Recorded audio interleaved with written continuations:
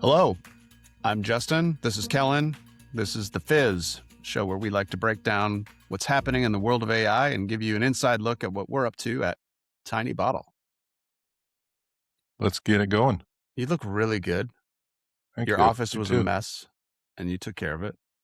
Yeah, I think we're missing some golf balls in there.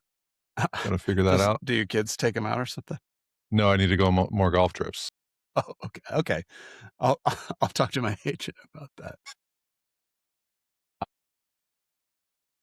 Yeah, my office is an absolute mess. You can't tell on the video, but I'm remodeling this room, which also doubles as our bedroom. It's a big room, and I'm painting and electrical, and It looks like you're just kind of like just shoved up against the wall. That's basically where we're at. but we're gonna Can't see anything, so we're good. Just gotta get it started. Let's start off the show with a segment we're gonna call the drip, where we catch up on the things that caught our attention from our feeds and inboxes. What do you got for today, my man? Well, I think the big thing right now that a lot of people are talking about, well, there's two things. One is the big NVIDIA conference or keynote from Jensen where he thinks that basically every computer will have an OpenClaw or some version of OpenClaw on it, which I think I'm not is quite sure how to help you with that. just unbelievable. Just side quest. Alexa, your days are numbered. Yeah, it really is. About to murder that thing. We're leaving that in. Anyway, so I think that's true. Obviously there's security concerns, and that's like the buzz right now is what are the guardrails for different models and running different things, how much permission you should give it, should have its own permission, all the things, right? But those are kind of solvable problems in the world of tech, and so you can imagine a world where people get a little bit more comfortable with an LLM kind of running in certain ways. Yeah. And that would probably be completely, you know how it goes, like some things are kind of weird one day and then the next you're like, oh, this is like a normal thing now. And I think he's right on that. Like it makes very little sense to, given the technology available, to be able to do certain things on your computer that like an LLM, given the right permissions and all that kind of thing, to just do and stay on top of, including security. Like, hey, do I have any holes or any ports open? Like just things that like a normal like everyday user would not be on top of. Obviously, there's a fear component, but like that, there's both, right? So there's opportunities and there's weaknesses with it. But assuming they can kind of like lock that down, I think that's a true prediction. I think it's happening. There's a potential trajectory with that idea that's like really similar to personal computing. Like there was a time when a computer took up like a massive room. Right. And had like analog tape, Yeah. and now, it's right here. So I think that that's definitely coming. I have like multiple Claude bots or OpenClaws. Ideally, I don't have to have these extra servers. Like it seems a bit unnecessary. It's necessary now, but but like down the road, you can imagine a world where that's not really a necessary thing. And so they're kind of shoring up gaps that OpenClaw is clearly trying to fill. Right. So yeah, it's all coming, and it's just a matter of time. Yeah, moving AI to like to the edge, right, where like it's running on your computer or on your phone or whatever new devices are going to come out. For me, it's like how does it not get there at some trajectory? Yeah. Right. Yeah. The other thing I would say too is the Anthropic's like really wanting to like keep you in Claude code, right? And so that that's kind of like okay now, Sure. but as like the developer landscape widens, um, the of the type of decisions where they're saying like, you're breaking our terms of service and things like that, that Mhm. has to start kind of resolving itself at some point. Like either have subscriptions or not. Um, and maybe don't subsidize them so aggressively if they're so, coveted. Like, because the effective cost of like a max subscription, let's say a $200 a month one on the API side, the APIs it'd be like 2,500, right? This, or more. And so like, why is there such a a distance between those two things? Cloud Code's awesome. I freaking love it. But like at the same time, if like there's a use case, let's say like, an agent that is needs to run kind of autonomously, like, and Cloud Code isn't supporting uh that feature set. Also, now I have to pay 2,000% more because you don't have the feature. Right. They're figuring out subscription versus APIs. Um, and kind of coming closer to the non-technical user in a Yeah. sense. Like a year ago, like people were like, "What is API?" And now it's like a common, like, "Are you using API or subscription tokens?" It's like, what are we talking about? So, they're going to start landing on the right nouns and verbs and things, and like making it easier for people at the right price. It makes sense for everyone. Yeah. That kind of lingers into the other thing I had, which was um, the frontier models have progressed so fast that you kind of start to forget about some of the what you call maybe like the fast models, the haikus, the like the GPT minis, those ones that like were actually like we relied on them not that Yeah. long ago, but now they don't get used at all. And I think like as agent frameworks get better and better, delegating auto delegating the right types of work to the right speed and cost models Mhm. will be like important for like even like an Anthropic or OpenAI to actually close the cost gap between subscriptions and Right. Right. API costs. They just haven't figured that out. Like that auto delegation is not very good right now. Well, just for context, like if someone signs up for Claude, like you're gonna log in, you'll immediately see like, oh, I'm using Opus 4.6, the latest, smartest, most amazing model.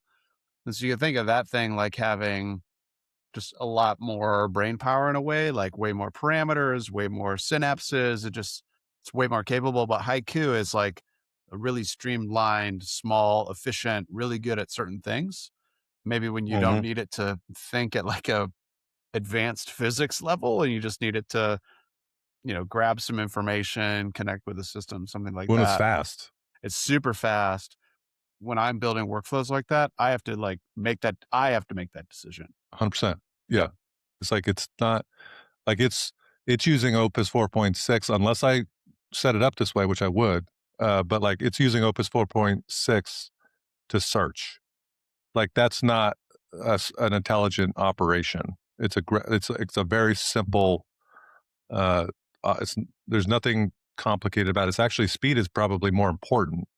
And people have done like benchmarks against both on like searches and things like that, and like and it's very negligible. But like the cost is not, and the speed, frankly, is way different. So, and that's another thing that happened on the NVIDIA thing is Jensen's really pushing, or the NVIDIA guys are really pushing like open weight kind of models, like the open arc, like instead of like frontier everything, subscription everything, API costs everything, like having models that actually compete against like the opuses of the world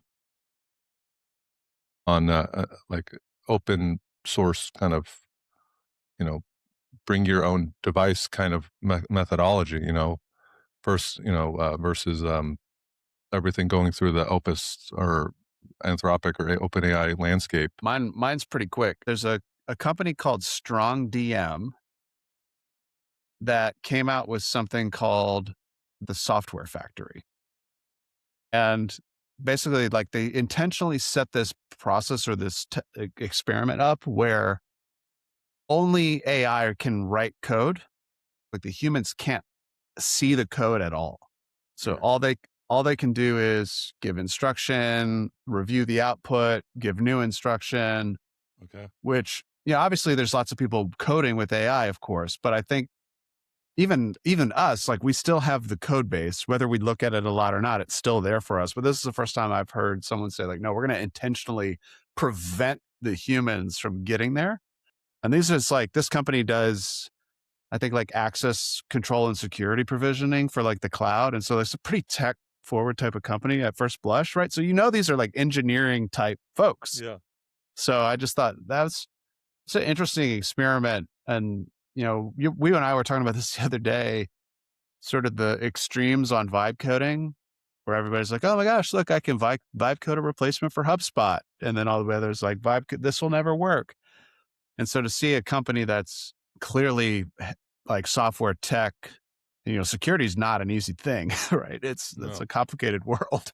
Like, just leaning in and said, like, no, we're going to see how far we can push the boundary. I thought that was pretty interesting. Let's jump into the next segment, inside the bottle. Bit of a look inside what we're working on here at Tiny Bottle. Let's see. We've been a company for a little over 2 weeks. 2.5 weeks. We started by basically going on vacation. Well, we thought we'd need a little bit more time to Right. plan. Turns Yeah. out pretty efficient with 2 people. Well, there's something about the magic, but Yeah. Tiny Bottle was actually the name of a song that my college band wrote. And I've thought about doing something entrepreneurial for a handful of years. And so I like snatched up this domain because I was like, oh, maybe I'll want this. So I'm connected with with the people from this era on LinkedIn. So if anybody sees it, call us. We'll give you maybe some consideration for honorary seat on the board of directors or something, just, for your Well, we contribution can to the name. and the link to the recording is in the description. This is where I think the idea like applies to the way we're thinking about AI right now. The lyric in the song was just, I can get it all into a tiny bottle. It's as simple as this. And so I think the idea for me that we're making a bet on is this idea of focus. Like, we've been in like going on maybe 3 years of just insane progress, leaps after leaps in terms of what the technology is capable of. And I've been talking to companies and people this whole time, and I sort of got this sense that built up over that duration that people were either underwhelmed because they like couldn't figure out what to do, or they're like overwhelmed and they're just like being fed this narrative of like complete overhaul, changes everything, big transformation. And I think, that's some of that's true. You could look at any part of a business or any part of a system and be like, oh, AI could do that, or AI could help here. But I think the bet is people that can really get focused on the small number of things that really make a difference for their actual business are going to get ahead faster. At least that's my take on it currently. I couldn't even begin to list out all the things we've knocked out in the first couple of weeks. I couldn't tell if it was like a joke or not, but then you kind of mentioned like, the like, kind of the metaphor, and Yeah. I was like, "Oh, no, that's exactly right," as far as, how I've seen AI actually be effective, and I'm not really talking about just, like, one-shotting kind of vibe, Right. Right. applications. I'm talking about, like, actually finding, like, a specific area of your business or workflow that, like, actually needs attention, that, like, where if you got that time back, you could actually make a pretty noticeable improvement to your business, like the human side. Right. There's so many things that are, like, done that are kind of a failing of technology and just where technology is or was, and if applied, it doesn't actually replace your job. It really it allows you to do things that are consuming your day. So a little bit of I don't know what the I forget the metaphor, but a little bit of AI kind of goes a long way. Applied focus, a focused amount in the right areas, done in the right way and all that kind of stuff with the Sure. right people in the room. Uh, Probably the most significant accomplishment for us is having a website in mhm. this amount of time. I think we left our trip and we had sort of agreed like, okay, I'll put together kind of the vision, like some writing about like, well, what's Tiny Bottle about? What do we think our unique skill set is and how does that resonate potentially with the marketplace? And so, okay, I'll go write up a bunch of stuff and propose something, hand that over to you to go build something. And then we've been iterating a lot, but like I feel like it came together pretty fast.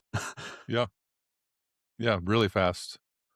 As you know, it shouldn't surprise us, Yeah. but it did, and how fast it kind of worked and kind of coming up with a multiple different ideas to kind of to work through. I actually put together a visual to kind of show, and it looks very AI generated because It's it the is. first episode. We're just trying things out. We'll This was literally a one shot. let the Uh, market decide, you know? Maybe they'll love this. I just asked it like, can you? I just want to kind of get an idea of like what our build timeline on the website project Mhm. is, Wow. and you can see like, This is cool. yeah, how quickly, like, obviously, like, this is the one shot zone, right? Yeah. This is where we're like looking at a lot of different designs. You can see Mhm. the feature, design, fix, infra, that kind of stuff. Mhm. Um, and I think my main takeaway here is, and this is just my gets, so like your commits might are not present here, but I didn't have a time. Maybe had just a small handful in the last few days when I've been doing refinements, but nothing like this.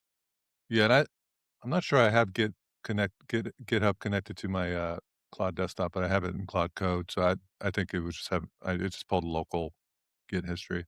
But anyway, so you could see like obviously a ton was done here. There's And that's and then Monday the 10th. So that's what, like the Monday after we like did our first planning session, that's right. Yeah. which we had like that planning session was like the first time we had like honestly Yeah, like sat down and talked seriously about what we thought we wanted to do. we were golfing Monday the 2nd, the 3rd, planned the 3rd night and the 4th, right? Yeah. Or I might be offsetting that one day. But anyways, that week. Yeah. And then on um the God, you know what's so funny about this? Uh I think people will relate to this. Claude cannot no is so I don't wanna be rude against Claude, but, like, it cannot figure out what day of the week things are. The 10th is not Monday, it is a Tuesday. Um, so, in And any here I'm case, be like, oh yeah, of course it was a Monday. yeah, so this Sunday was actually Monday, so once again, this was one-shotted, but this does reflect, um, my experience with this as far as, like, my contributions to the website. I think, Justin has kind of, like, fills in the gaps between these days, um, as far as, like, content, revisions, things like that. Yeah. But my main takeaway on this, though, is that, like, there's a real 80/20 rule with any type of, like, AI development. That could be a website, an app, a workflow. Like, the first 80% is really, really exciting and fast, Mm-hmm. and you can see that here kind of represented. Um, like, there's just, like, uh a lot of different things that it's doing, right? That you're like, Right. "Holy cow, how is it doing all this so fast? Change this, change that, go one shot things and blah, blah, blah." And then you're really this is where, like, I think a lot of the value, today comes, which is, like, dialing in this section, It's that not as 20%. many commits, but it's like the It's very important specific final mile commits. stuff. Yeah, it's like I don't wanna call it, like, DAIing the solution, but it's about, like actually, this is a good example, like, "Hey, Claude, like, the ninth is not Sunday." Right. like stuff like that, right? Like it's trained on it's trained on 2025. It probably was Sunday in 2025.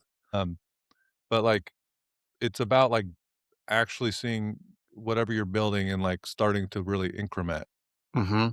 on it and like get it to a point where it's like, in technical terms, like production grade, right? Like, Sure, or sure. like to where you want it to be, not demo, but like actual, like usable tech that matches what your intention was.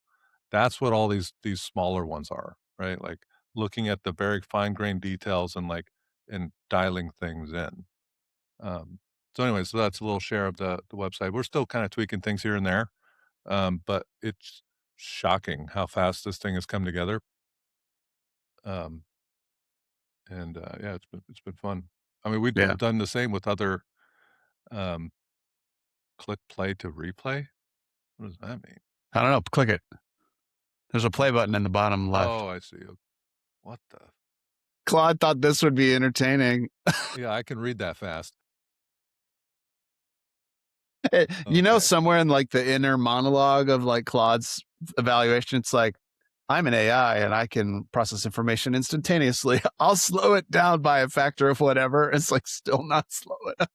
So you can head over to tinybottleai.com and have yourself a tour. I thought it was, we have the benefit of starting like literally from zero with Tiny Hmm. Bottle. Like we didn't inherit something that was in process. So at the beginning, like making decisions about our processes, our systems, our tech stack for things like the website to be as compatible with AI workflows as possible. Like I think Hmm. when I bought this domain, like it was through like a Wix account and like in Yep. like an hour, like, no, absolutely not. We're not going to use Wix or WordPress or anything like that. Like this site is like TypeScript top to bottom. Is that right? Yep. Yeah. Yeah, it's React with TypeScript, and yeah, no, it's very AI forward as far as like development uh and even like back end, front end, like uh it's all dialed into like Vercel and like all the kind of modern web and app kind of deployment workflows and blah blah blah. All very like uh, like good security, but also like um pretty easy for people to do. Mm, and I think that's pretty cool that, like, if you got a business idea or something, you could pretty quickly put it together before you just jump to a website. Mm-hmm. I think the website is not first. No.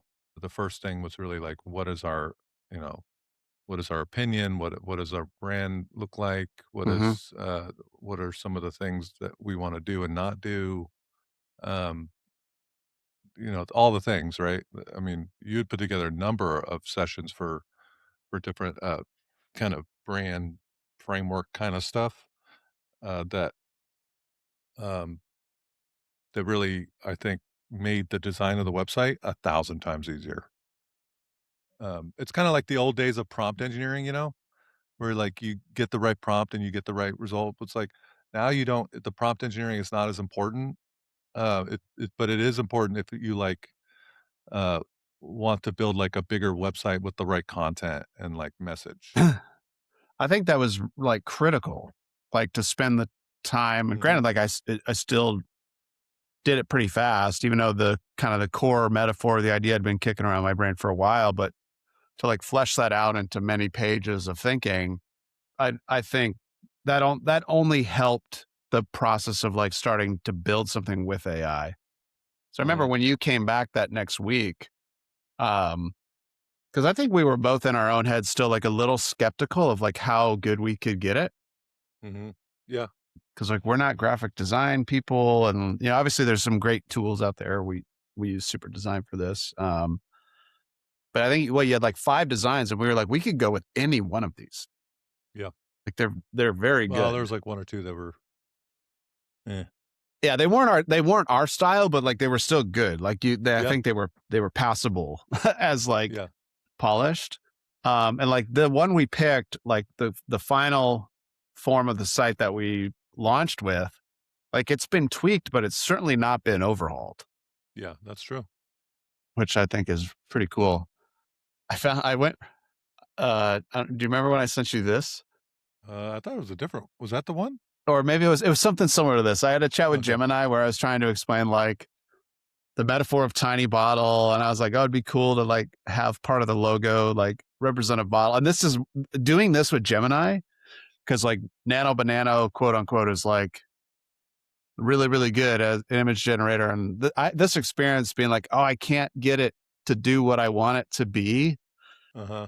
you know, like that was causing me some stress. I was like, I don't know, maybe we'll have to go like find someone that knows how to do this, which we still Yep. might do at some point when the business gets going, right?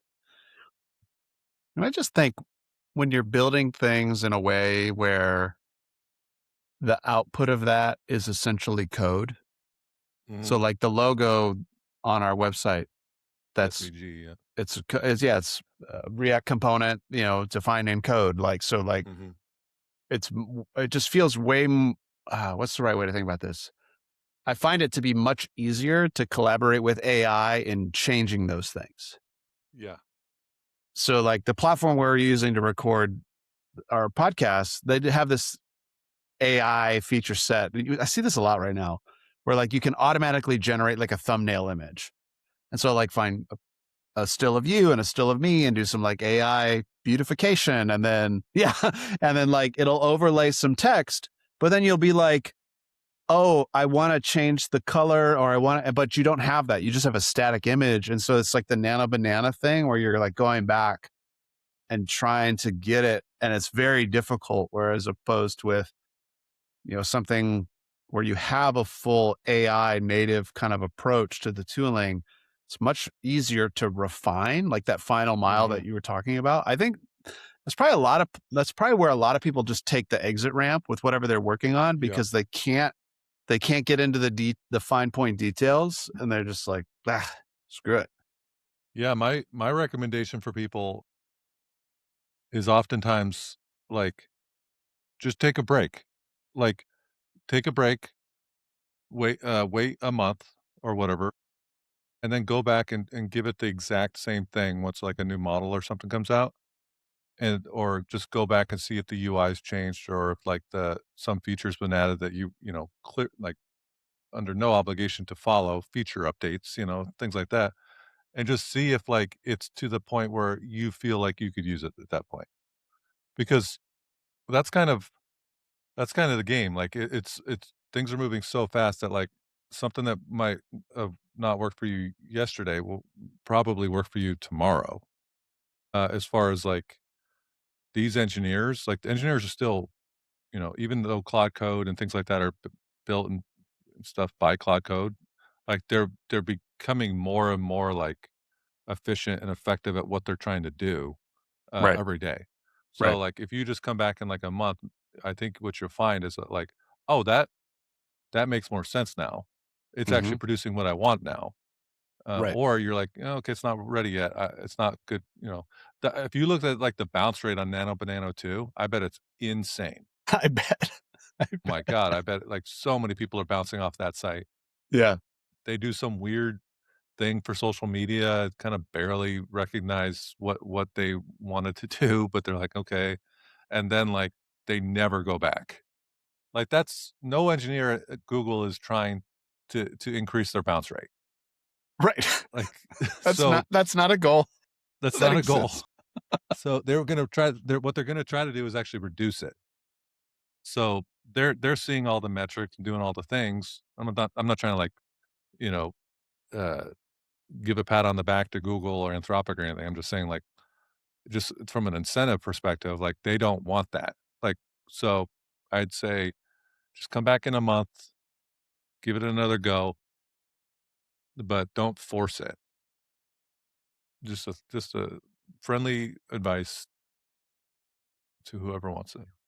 Well, next time we get together, I'm sure we'll have something else to talk about, what we're up to. We've gotten a lot done the first 2 weeks. I think we'll keep getting a lot done. If you're watching this or listening to it in March of 2026 or anytime soon thereafter, thanks for tuning in right away. If you caught this a lot later, Thanks for coming back into the archives and finding the first one.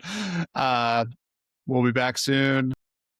If you like what we're doing, you can subscribe to stay in touch on our website, tinybottleai.com. Give us the likes, give us the follows. We'll have more to share with you all soon. Peace.